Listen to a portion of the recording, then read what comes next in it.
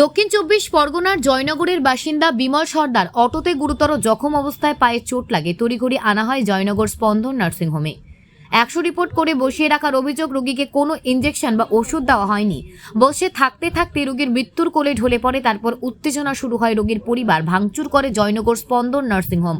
অবশ্য ডাক্তারদের পক্ষ থেকে জানান রোগীকে ভর্তি করা হয়নি। ডাক্তার দেখাতে এসেছিল। ডাক্তার আসে 3টের সময়। উনি এসে 2:30টার সময় এক্সরে রিপোর্ট করে বসে আছে। তার মধ্যে এমন দুর্ঘটনা ঘটে গিয়েছে। এর জন্য নার্সিংহোমের পক্ষ দায়ী নয়।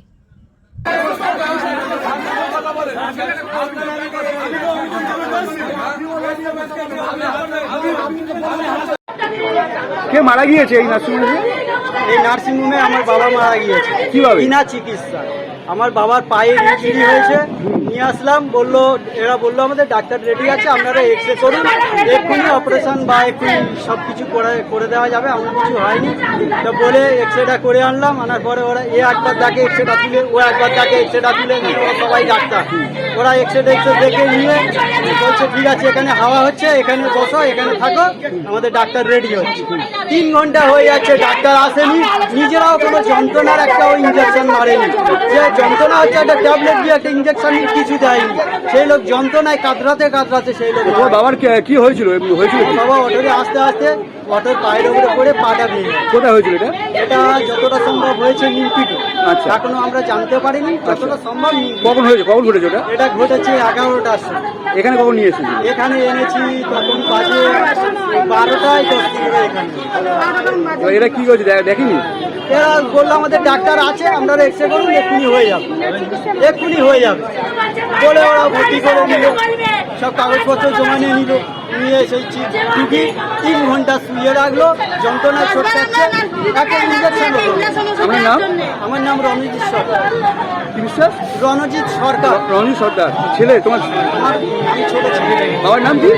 আমার নাম বিমল সরকার। আপনার নার্সিংহোমে অ্যাকচুয়ালি আজকে 2টোর সময় বিমল সরকার নামে একটা পেশেন্ট, মনিত্তটি বাড়ি, সম্ভবত নিমপিন হসপিটালের কাছাকাছি অ্যাক্সিডেন্ট হয় রাস্তায়। তারপর নিমপিন হসপিটাল থেকে প্রাইমারি ট্রিটমেন্ট নিয়ে এখানে আসে অর্থোপেডিক সার্জনের অপিনিয়ন নেওয়ার জন্য।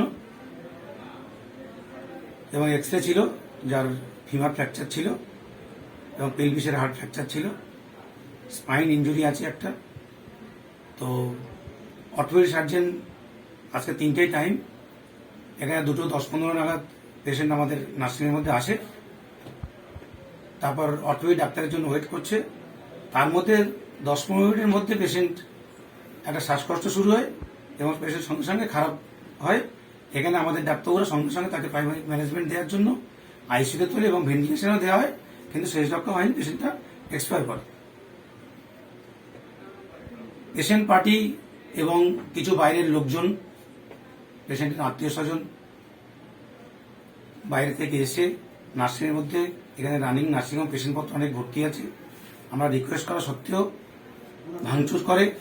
চেম্বার আপনারা দেখুন, আমাদের সমস্ত জায়গা, আমাদের ঘরটা সব ভাঙচুর করেছে, এমনকি আমাদের স্টাফদেরকেও মারধর করেছে। এই ধরনের ঘটনা যদি আমাদের নার্সিংয়ের পক্ষ থেকে কোনো রকম দোষ থাকে, ত্রুটি থাকে, তার আইনি ব্যবস্থা নেওয়া হোক। আমরা তার ক্ষতিপূরণ দিতে রাজি আছি। কিন্তু যারা এই ধরনের পরিষেবার জায়গায় পরিষেবা নষ্ট করে ঘটনা ঘটতেই পারে, সেই ঘটনার জন্য একটা নার্সিংহোমের, রানিং নার্সিংহোমের ভাঙচুর করা এবং একটা অপ্রীতিকর ঘটনা ঘটিয়ে পরিস্থিতি সামাল দেওয়ার জন্য আমরা লোকাল থানাতে ফোন করি। থানা থেকে স্টাফ আসে, থানার স্টাফের সামনেও পর্যন্ত তারা চিৎকার চেঁচিয়েছি এবং ভাঙচুর করে। তারপর থানা বাইরে থেকে সেগুলোকে ম্যানেজ করার চেষ্টা করছে।